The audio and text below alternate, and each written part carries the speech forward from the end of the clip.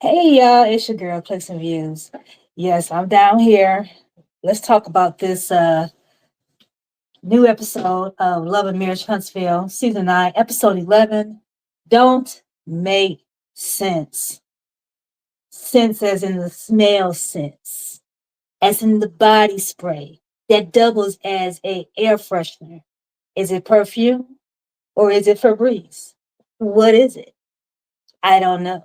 But let's talk about it. So,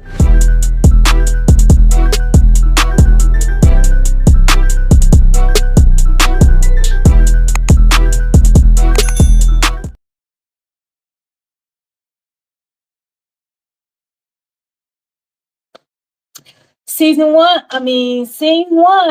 Kimmy comes over to Mel's house, knocks on the door. Hey, girl. Girl, if you don't want to be here, don't come. I know they get the call sheet. Kimmy, you need to go to Mel's house to talk about what was said at the open house. Kimmy looking at the call sheet like, I don't even fuck with this girl. I don't even mess with this girl. And now y'all want me to go carry a bone? Okay, I guess. So she comes to the door. She knocks on the door. Hey, girl. Again, like, I'm just here to collect a check. They embrace, little fake embrace. Hey, girl. They go sit down, have lunch, like yada, yada, yada. And then Kimmy drops her bone. Oh, Fletcher is the one who set it up for Martell to meet Tricia. That's y'all story. Y'all go stick to that story, huh? Okay. Just the storyline. Okay. Y'all be playing in our faces. I tell you, this is a comedy show. Like, okay, but I get into my theory on that whole setup, and I think I can debunk it, but we get to that. So yeah, Mel listens to her, and so she's like, "Oh, okay, I need to have a conversation with Fletcher," you know. And in that conversation, they went on to talk about Trish and how Trish and Melody are communicating together. I think Trish is intimidated by Melody. I really do. And it really not have anything to do with the storylines. I just think she sees Melody as the big. This show is has evolved around Melody.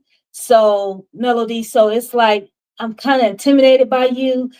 I'm not sure how I'm going to be perceived if I come against you. So I'm kind of like standoffish, and I'm not really going to be your friend. So it's a lot going on with Trish in these encounters with Mel, because it's like Carlos King, what has he done? He has presented us another cast member, all pretty and shiny, but has presented them on a trash can lid. Okay? Here's a woman coming into this group that presumably had a relationship with Melody's ex-husband. And we don't know if it's sexual or it was just platonic. And again, he presented her as trash. And then we also going to make her be, we also going to make her be in a relationship with a man while she's still married. We gonna present this to you. So again, he present this. He present these shiny new people on trash can lids. Okay, so then Mel says to her, "Yeah, I'm not fooling with her. She's de-invited to everything." I said, "De-invited? Okay, I go with that word." She's de-invited, and Mel has every right to do so. Like, if I have something else going on, girl, I don't invited you on the trip. I have invited you to my mail and mimosas, and I'm done. You're not coming to anything else. You are de-invited. So we skip to the next scene. Um, Destiny and Leticia. So they go to lunch. Um, they had lunch and it's yada yada yada. Next thing uh, the meals come out or their lunch comes out. Destiny like, oh girl, that's why you got a big booty. Nah, girl, she got a big head. But okay. Anyway, here come Cuckoo for Cocoa Puffs around the corner with his shirt all unbuttoned. Like, oh boy, button up your shirt. Ain't nobody want to see all that. Anyway, so Letitia like, okay, I'm out of here. Y'all enjoy yourselves. So in the confessional, she says, I was upset, I was hurt. It'd be a cold day and hell before I sit in front of him without my husband. How come you just couldn't say before I sit in front of him? It's like, you got to have your husband for everything.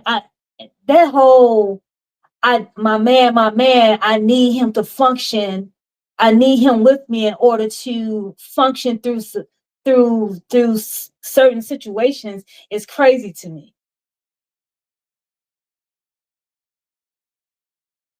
So I mean, that's her. We already know she's very male identified, very pick me. So okay. I'm not sitting in front of him unless my daddy, not my daddy, unless my husband is with me. Okay, girl. So she expresses her disgust for that whole ordeal. And then in the next scene, she's popping up at the and Destiny's so-called storage unit, like ain't nothing happened. And she said, oh, I'm over it and everything. See, and this is why I have a problem with how production do things. We didn't see the resolve take place, right? She didn't even have a conversation with her. She didn't even have a conversation with her about Martell popping up and she not knowing that he was coming. Like, Destiny, we had that falling out. Why you wouldn't tell me? Why you wouldn't prepare me? That's something you supposed to be my girl. What's going on? She didn't even give Destiny a chance to say why. I mean, that discussion never happened, but yet you in this confessional saying you was disgusted and hurt and mad and upset. But you get to her storage unit and all of a sudden it's kumbaya. Yay, we friends again. I don't get it.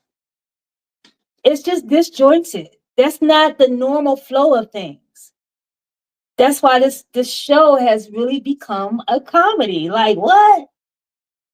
So the next scene is Destiny storage and Kimmy comes and do you see the energy when Kimmy came to the storage unit as opposed to the energy she had when she went to Mel's house? So there is like a different dynamic how Kimmy acts when she's with Mel as opposed to being with the other cast members. So I feel like Kimmy just she ain't never really saw it for male. That dates all the way back to season 1. And we see it. I don't know if it's jealousy or envy. I don't really think that's it. It's just some people are just not some people's cup of tea. And I really think that Kimmy has tried, but Mel just ain't her cup of tea. And I see it. It is what it is. Girl, bye. Whatever. So, but anyway, she comes in and was like, the first thing she says is, "Hey, Space." That was low-key shade. "Hey, Space." She might as well say, "Hey, hole in the wall. Hey, cubby hole. Hey, closet." It's like you that's what you say when you come up into the spot. "Hey, 6x6." Like, okay. And then, she was like, "Yeah, every time I have that fragrance on, I get compliments all the time." And they was about to talk about it, and here come around the corner, clucking her feet, pop, pop, pop, pop, pop, pop, pop, pop. "Hey, y'all, hey, hey." And so it's all lovey-dovey. It's all support. Who cares if we went to lunch and I skipped out on the payment? Like, Destiny, did you check her for skipping out on the payment? Hey, you gonna pay for this? Why you wanna run out the store, run out the restaurant? And we all clocked that tea that this was the second time that you done did that, Tisha. Like, you ain't what's really going on? Why you ain't paying your bills? Why you not leaving a tip? What's going on? You just run out the restaurants? You a dine and dash? Miss Dine and Dash. That's when we gonna start calling you Dine and Dash. You don't pay nothing. You don't go in your wallet and say, "Hey, here's a couple dollars," or "Can I have a check?" You don't do none of that. Can I have, girl? You just bounce. The fuck?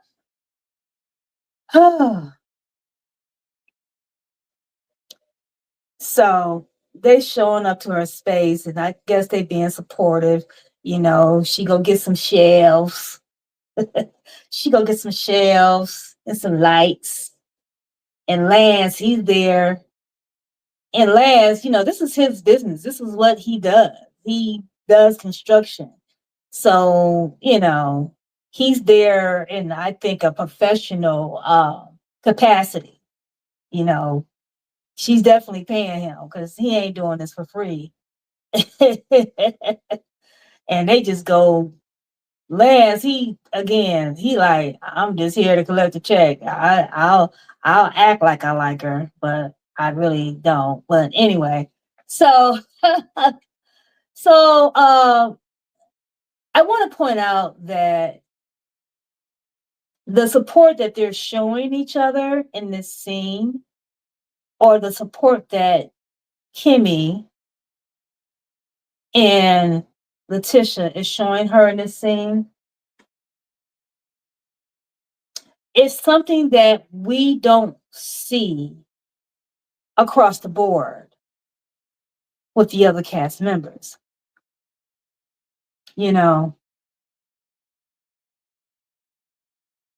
I just don't like that. I just don't like that.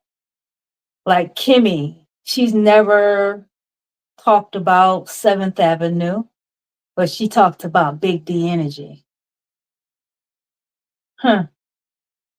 Okay. I just see, and I'm noticing more and more that's the support for male is either forced or non-existent. So, interesting. Like, none of these people on the show have any alliance, or they don't show any real genuine support for male. Even with the last episode in Marsau, who showed up saying like she was copying off of Black and fake clapping and whatnot. It's just very heartbreaking that, or it's very disheartening that these people supposed to be a collective group and they really don't care for each other. They really don't like each other. And they want to make it seem like they are a core and they are together, and they just want us to think that, yeah, we down for each other, but we see through all of that. So then Destiny goes and talks to her father. And this is another thing I don't really care for, is that they throw these emotional, traumatic, triggering scenes in that to me just seems disjointed from what the show is really about. You know, I guess I just think it's disjointed, to have her dad come in and they talk about his illness, and then he tells her, I'm proud of you and all of this. I'm like, oh, okay. Next scene, please. And many prayers and to him, and I hope that he recovers and get the proper care that he needs. But it's just that scene within itself, it just seems disjointed from the show. It period. So so let's see, where are we at now? uh yeah, so they leave. They leave. Where are we at now?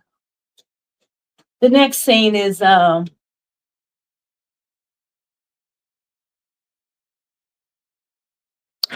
next scene is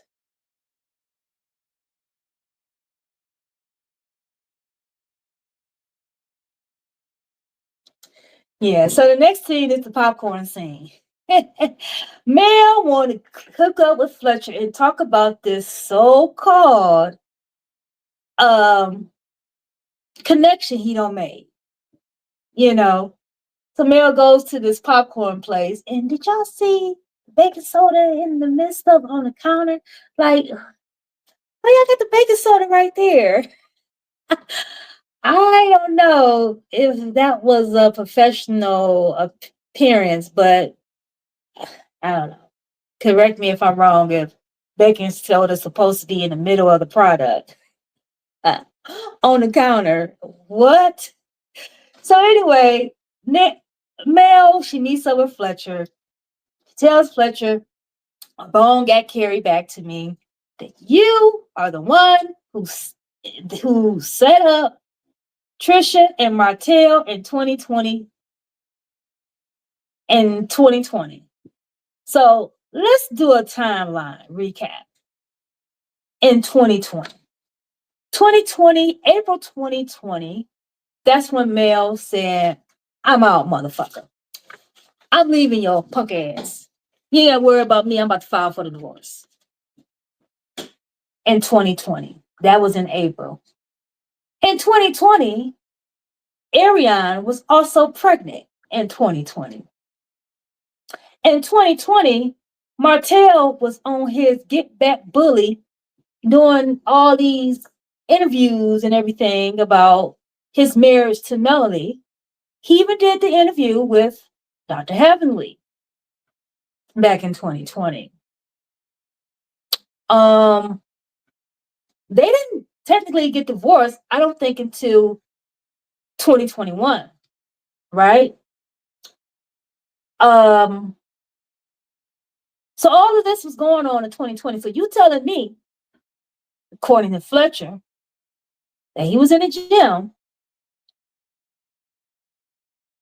Martell calls him up and asks him a question, are any females there? So Fletcher, who's supposed to be somebody that they have been going to and talking to about their marriage, seeking advice, he's the one you call. So you don't think that calling him and asking him about females, that it wouldn't get back to Nell, and Nell would relay that back to Mel? Like, to me, that would be a risk, number one. So it wouldn't even make sense to call him out of all people. I could see if it was Marsau or just another random buddy, Maurice, but this is Fletcher, who y'all been telling us that y'all been going to, talking about y'all marriage, trying to get it back on track. See, they don't tell us the month. They don't tell us the month that this happened. If it's earlier in the year, they were still married. So April, and I did a little digging, it's when Leticia lost her sister. So she actually lost her sister. I don't know if it was in her household but she was there. She found her with her nephew. So she was going through a grieving period. You telling me, not to mention she was still married, because we haven't even filed for divorce then, right?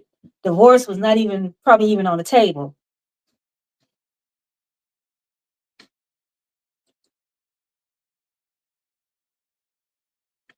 So you telling me a person that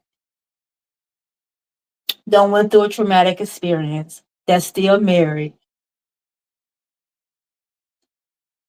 that may or may not be separated. I don't know, because I don't know if Marquez was in the house upstairs and around the corner in Atlanta. I don't know where the fuck he was at, because they never give us no concrete timeline. So it's like, let's just throw whatever out there and let's hope it sticks. So you telling me a woman that Martell called Fletcher out of all people to see if there's females there, and the female that may or may not, and the female that he talks about or sees is a woman that is going through grieving because of her loss of her sister in 2020. So he says, yeah, it's a female here that just walked past. Martell said, well, what's her name? He said, Rita's. How would he know her last name if he didn't know who she was? Like, in what circumstances have to take place for Fletcher to know her last name? And wouldn't her last name be Burnett if she was still married and not Rita's?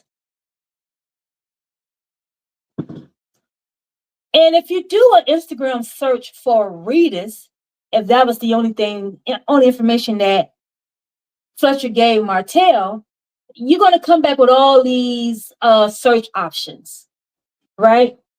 But that's not even her Instagram name.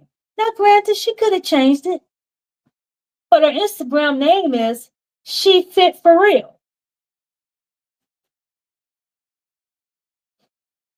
So how do you find Rita's?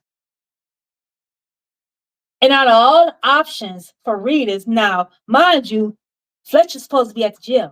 Who's having a whole blown full conversation back and forth while you at the gym training? First thing I'm gonna say, I'll call you back later, dude. And then Fletcher wanna say, oh, it's just man talk. Oh God, they just giving him talk of things to say. Okay. So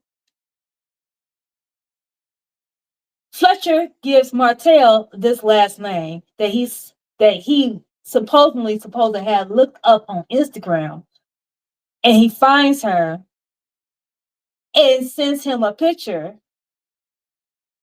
Did Martell even know how to work the phone like that? And Fletcher confirms, yes, that's her. That's what y'all want us to believe.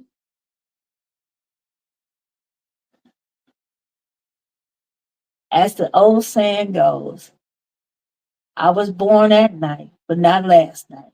So are you kidding me? Okay.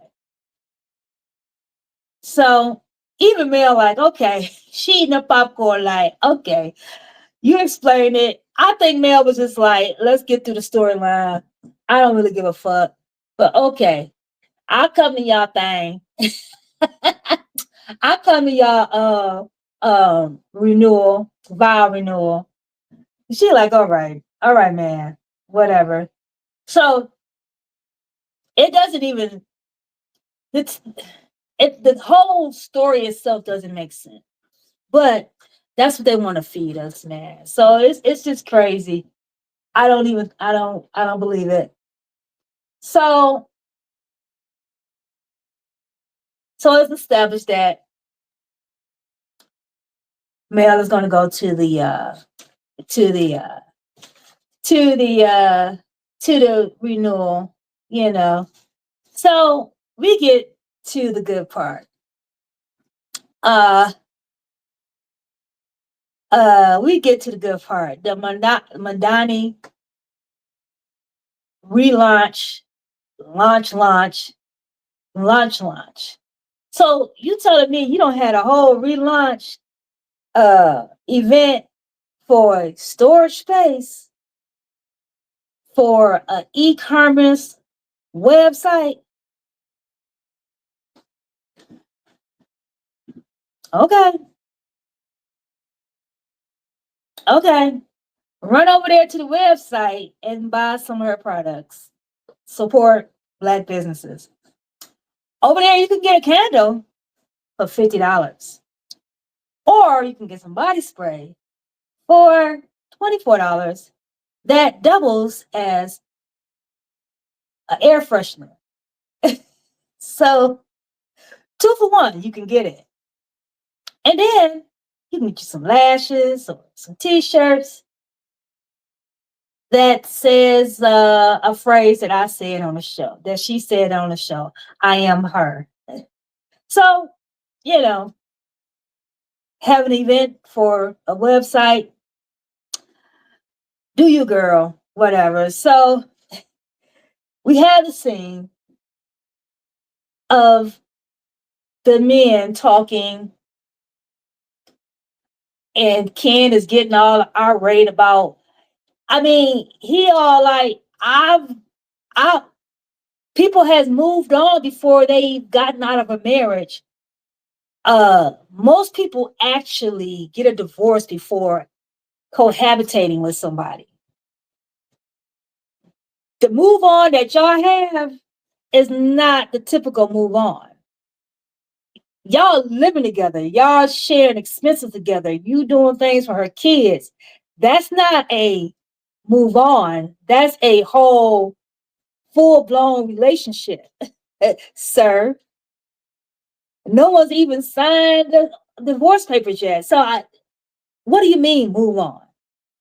I feel like they may be, I don't know, y'all. I feel like they may already be divorced. And this is just some scheme that Todd made up.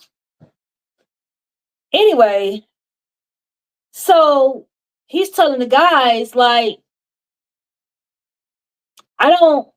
we've moved on. I don't care about what she's done with Martell, and they trying to make it seem like you hurt, dog, you hurt.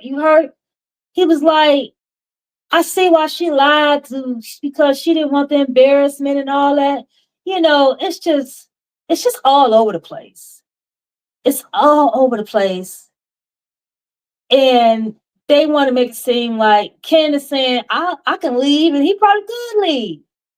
And they all like, oh, you love her, you ain't going nowhere, you in it. Okay. I don't even know how they can even fix their mouth to say you love when y'all don't know how to love y'all women, right? Oh, one thing I wanted to say was back in the space when Kimmy was like, when Lance had left, before he left, they was joking like, oh, okay, what's going on in here? And Lance was like, oh, it ain't enough space in here for that. And so when they left out, he go Kimmy like, oh yeah, I got enough space. All you need is a chair. Ma'am, you may not be one to talk about chairs and spaces.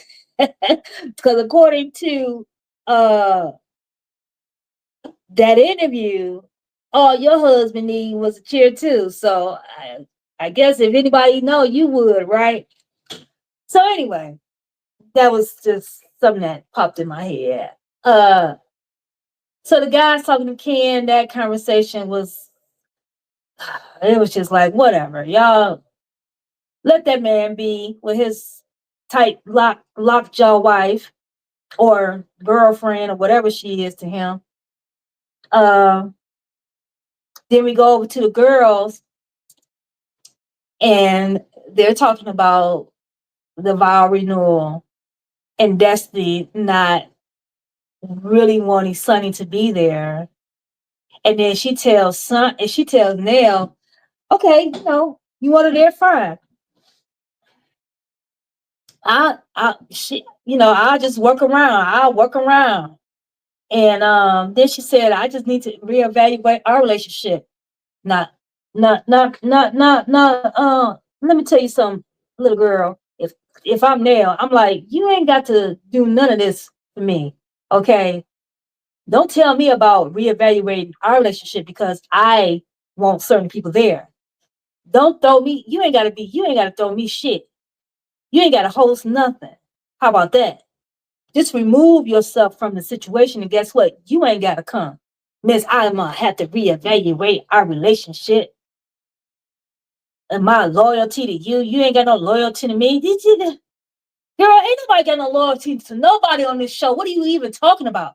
You ain't even, how you fix your mouth about loyalty when you go to lunch, which you're supposed to be homegirl, Tisha, and you bring punk ass Martell to sit down, and you see how the response she got, and you talking about loyalty. Did you even apologize to her? Did we even see that? That's what I'm talking about, production. Did you even have a phone call?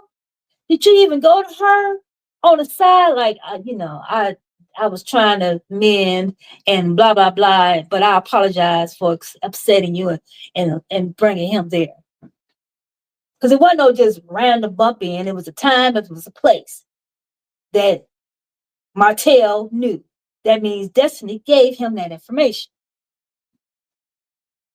So if I'm Nell, I'm like, girl, bye. You ain't got to worry about hosting nothing for me. I get Mel to do it. How about that? That really, really fucked her up. So then we go to the finale scene. Martell, Marsau, and Leticia. So Leticia sits down and Marsau sits down, and here come punk ass bobblehead. And Leticia, she want to leave. She want to exit. She want to get out of there because she don't want to hear nothing that Martell says because she know her husband ain't gonna stop him from saying shit. So she like, I just want to go. And and Marcel says, sit your ass down. He didn't say it like that, but he might as well have said, sit your ass down. That right there is that it shows up more of a father-daughter dynamic than an adult man and adult woman that's in a marriage. I would have been like, no, I'm not sitting here to listen to this fool. You can sit here and have a conversation with him, but I'm out. I'm not doing it. Because even when she was sitting there, she tried to detach herself by, here she go, looking in the phone, fixing her makeup, playing a game, playing Candy Crush. What you doing, Tisha? So she tried to distract herself because she didn't want to hear nothing that man was saying. So Martell, he goes into his spiel about, you need to be careful what you're saying, and don't be coming for me. Just hush, just be quiet. He mad. He's still mad because of that Dustin interview that Marsau did with him and how he said Martell is despicable. He's still mad at that. That's what he's mad about. He don't care what Marsau said about coleslaw and all that craziness. He just, when you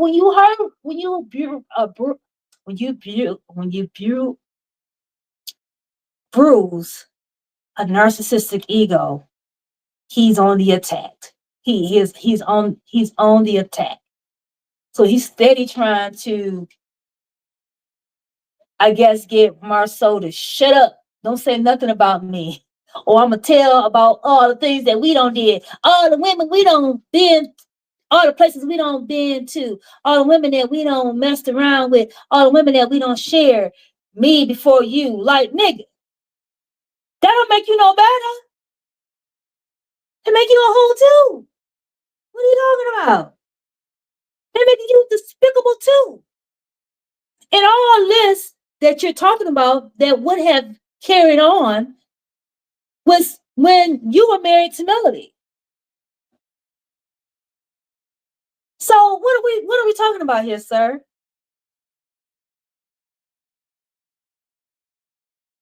You make yourself look even worse.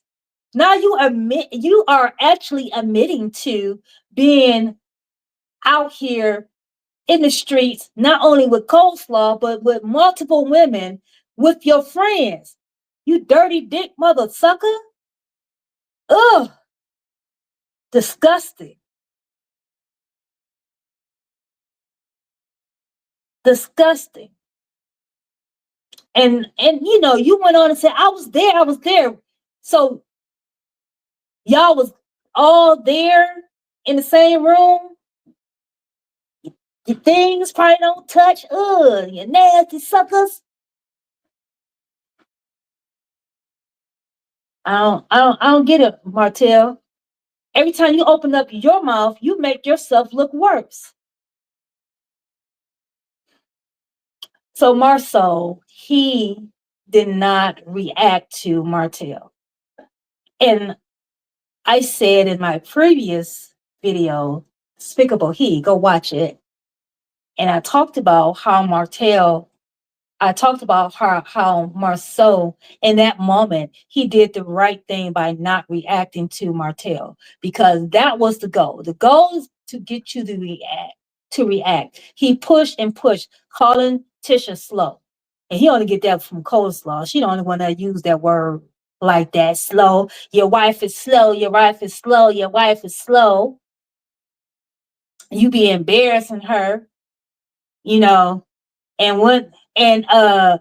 he finally got Tisha to reply with, what did she say? She's like, you wish you had a wife like me. You know what I'm saying? He was like, yeah. He got that reply. He was like, yeah, every man wish they had a wife like you to let their husband do whatever they want to do. Now, he was wrong, but he was right. He was right in a sense with that. Men like him and Marsau, yes, they want a wife that will just, they're in their place. They go stick around. They ain't going nowhere. They kind of depend on them. So they got them in a space where they can go out and do what they want to do. So he was right. Martell be saying some shit. It be foul as fuck. but he low key be right, So, it don't even matter.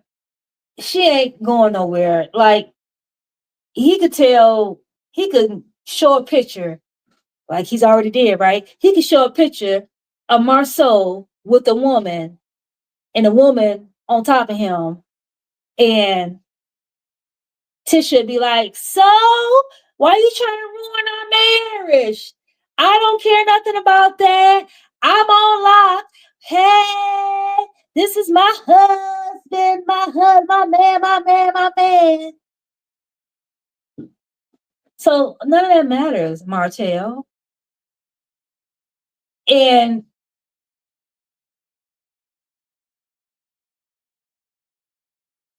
it is not even that he's trying to separate them or ruin them.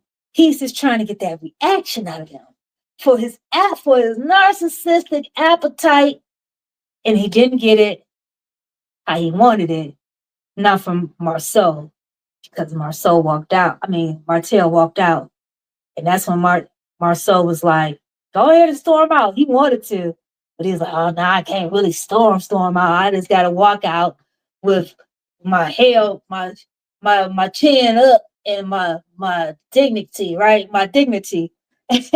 And Marsau was reading him like, "I'm better than you in all walks of life. You're nothing to me," you know. And that, I think that fucked with him a little bit, because he walked on out, and Marsau, I don't know if you better than him. I don't know if you better than him, because you treat your wife, you've groomed her to be treated like you treat her. So she's fell into this submissive role that you've laid out for her. So even if she goes to sleep at night feeling fucked up, she don't have it in her to combat it. It's like, I might as well join the team, so poor thing. And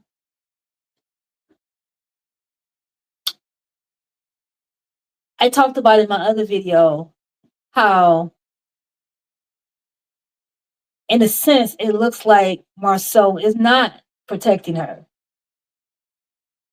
And it's jarring to watch another man say all these disparaging things about a man's wife to his face, into her face, and he not react with some, hey man, what the fuck, right? That's jarring to see. But again, it's Martell, so you have to combat him in a different way. But there's other ways to protect her. Now, what are those other ways? Do you go to your boss production and say, hey, don't put me in another scene with Martell in which he's going to ridicule me or my wife? Or, no, we don't accept this new contract. We don't accept this new contract. We out of here. That's enough for us. This show is not worth sacrificing our mental, or at least Leticia's mental. I think if it was up to Tisha, she would have been up season 1. But because this show brings them notoriety, this brings them recognition, brings them more business to their business, puts money in their pocket. The mental health is put on the back burner, especially for Marsau, because he's not suffering through that. It's his wife. So not only is he sacrificing her mental health,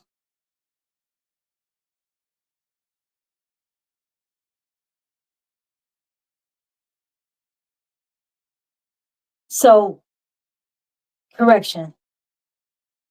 Since he's not sacrificing his mental health, he's going to sacrifice her mental health for the money, for the recognition, for the black customers, the black clientele that he receives from this show. All that's a sacrifice for Tisha's mental health. It is what it is. It's your girl, Clicks and Views. I'm out. Thank you for joining. Thank you for watching. If you made it this far, which is really far, it's 45 minutes and 30. Oh my God. That's a long time. I'll be talking. Anyway, it's your girl, Clicks and Views. I'm out. Thank you. Don't forget to like, comment, and subscribe. You have just experienced a CNV.